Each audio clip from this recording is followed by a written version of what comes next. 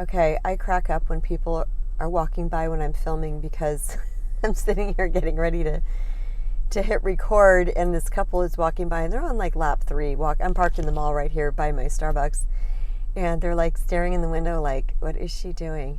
I mean, I don't think I look like a bad person. I don't think I look like a scary person, but they got that,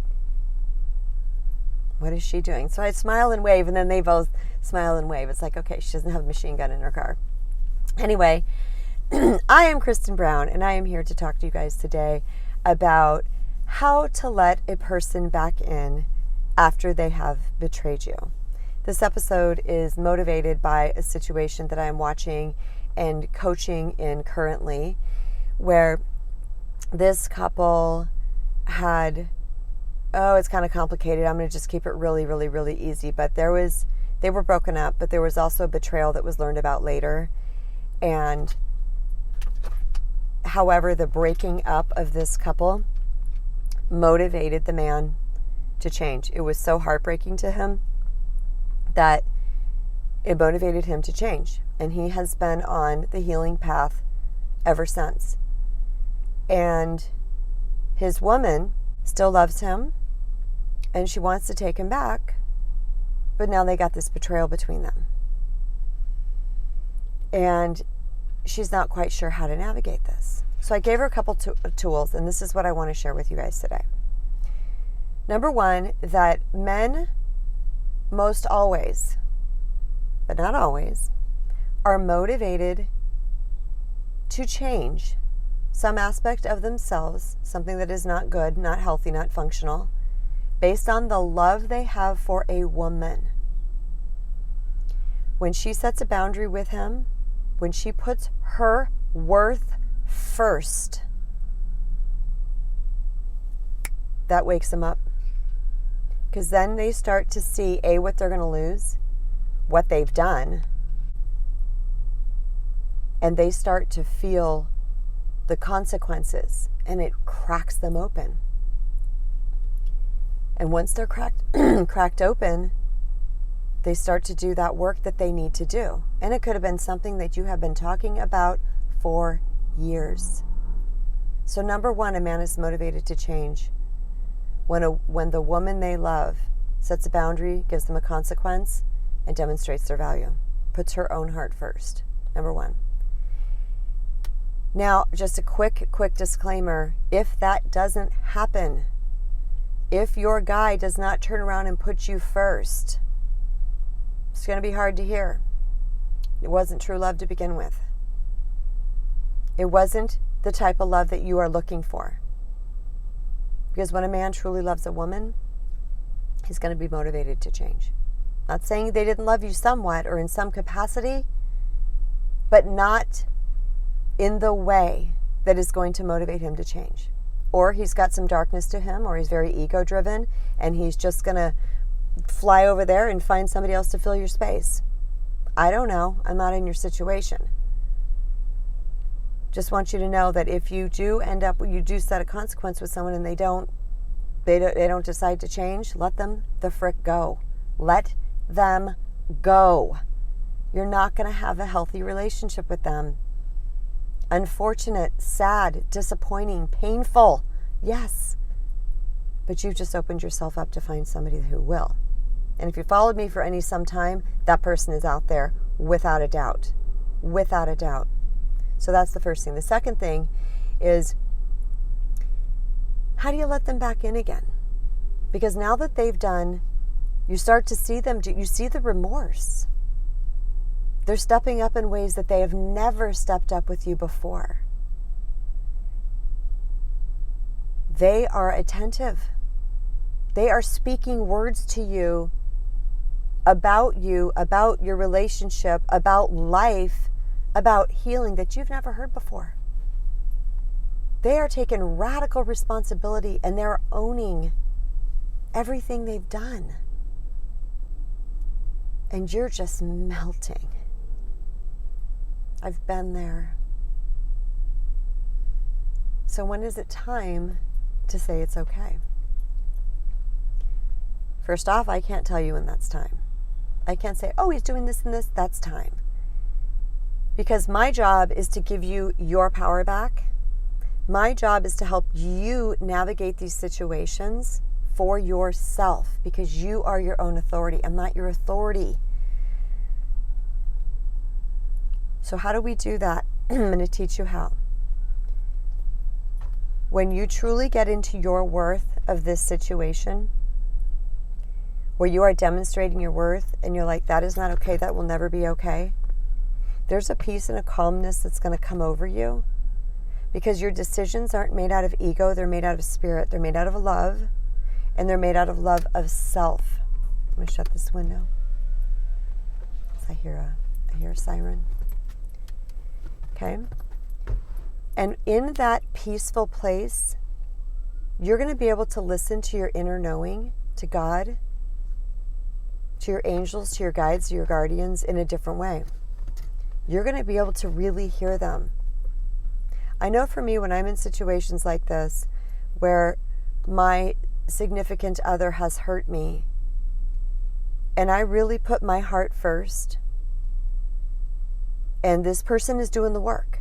I mean, he's showing up, and it's sounding amazing, and it's water to my thirst, and my heart is bursting with what I'm hearing. There's a voice inside of me that says, hold off a little longer. Hold off a little longer. Don't jump in 2 minutes before this miracle is ready. And what I mean by that is, sometimes we can cut their growth off by jumping in too soon. But they're already remorseful. They already love you. They're trying to get back with you. Everything is sounding good. You feel good, but there's this inner nudge that says, just don't jump back in too soon. Slow it down. And I mean this whether you're living together or you're not, whether you're married or you're in a long-term relationship. Slow it down. I call it, at first it's a friend zone. When I've been betrayed or extremely hurt by someone, my significant other, I friend zone them, which means no physical touch, nothing. That was wow, and you're over there for a while, okay? And I'm not mean about it. This isn't about being mean. This is about a boundary. No. And then I allow them back into what I call the dating stage. Now, obviously you're past dating because you're in a long-term relationship, or you're married, or you've been, you're just in a full relationship now, whether it's even been 6 months or a year or longer. But I kind of allow them to court me again. Not kinda. I allow them to court me again. To request being with me, to ask to be with me, to hold my hand or not hold my hand, whether I'm going to go with them to this function or not go with them to this function. I put myself back in that dating phase, and I allow this person to earn me back. Your person did some damage, and they need to clean that ish up, and they need to earn you back. If you jump back in too soon, that's based on your neediness. Remember, we're taking the shame off of the word neediness, okay? We're all freaking needy, or have been at some point. We're taking the shame off of it. The neediness is, I just got to be with somebody. I just need to be loved. I don't want to be alone. Please don't leave me. That's what the neediness and desperation looks like. And we're in that place with our partner. They don't learn because we're too freaking easy. Slap us upside the head, not literally, but hit us with a 2x4, and we're like, ow, okay, I'm back in. No. We have to be willing to hold those lines for a little bit and to take care of ourselves. What do I need right now? How can I be a priority right now? I need to take care of myself. That is one of the most powerful messages you can ever give to anybody. I need to emphasize that this is based in spirit. This isn't, I'm not talking to him for a week.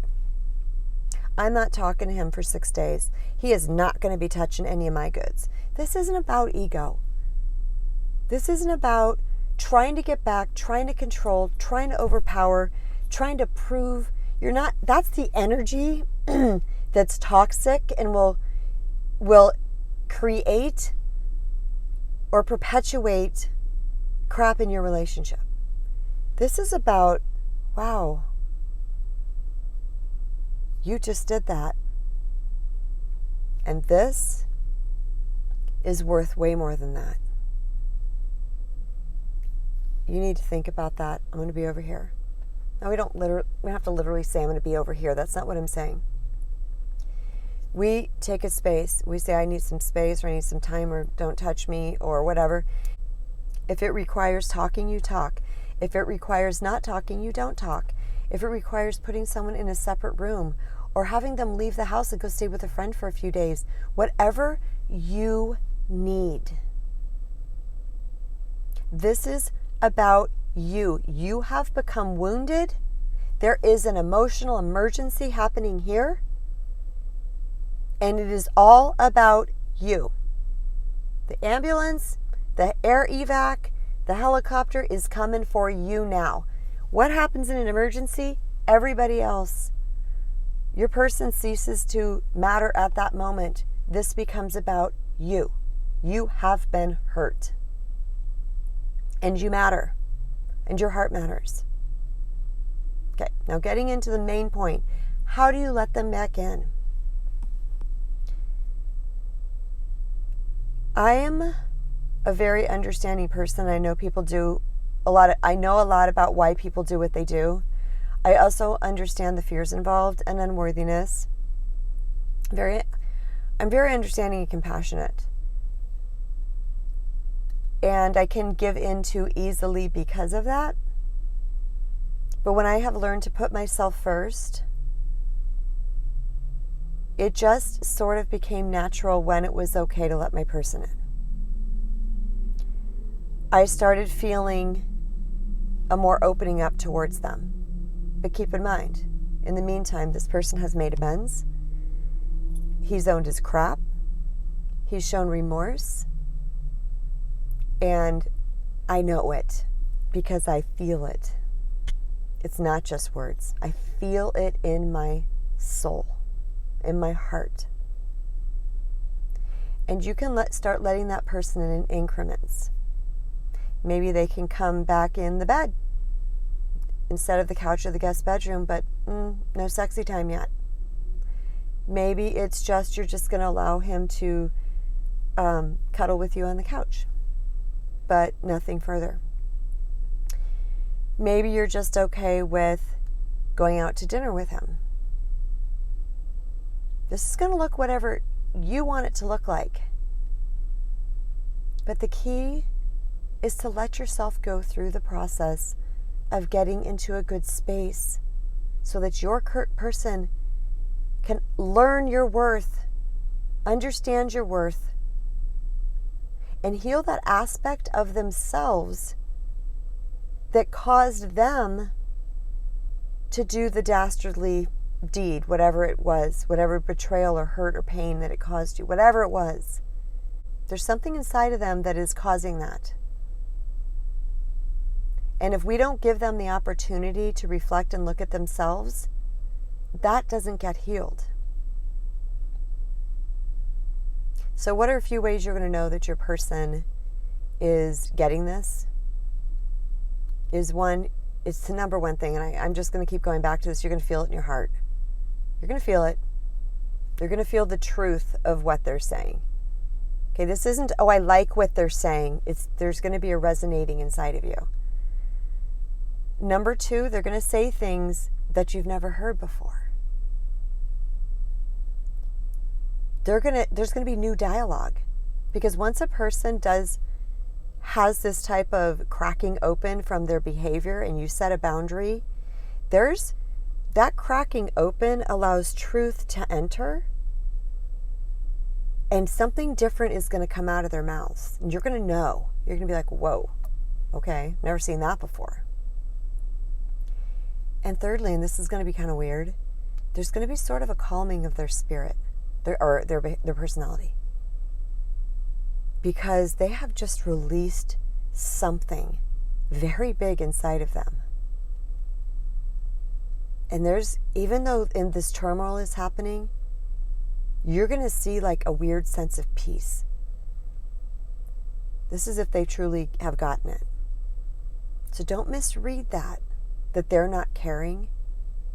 It's important to know that this situation has helped them heal an aspect of themselves, and they've been able to release it.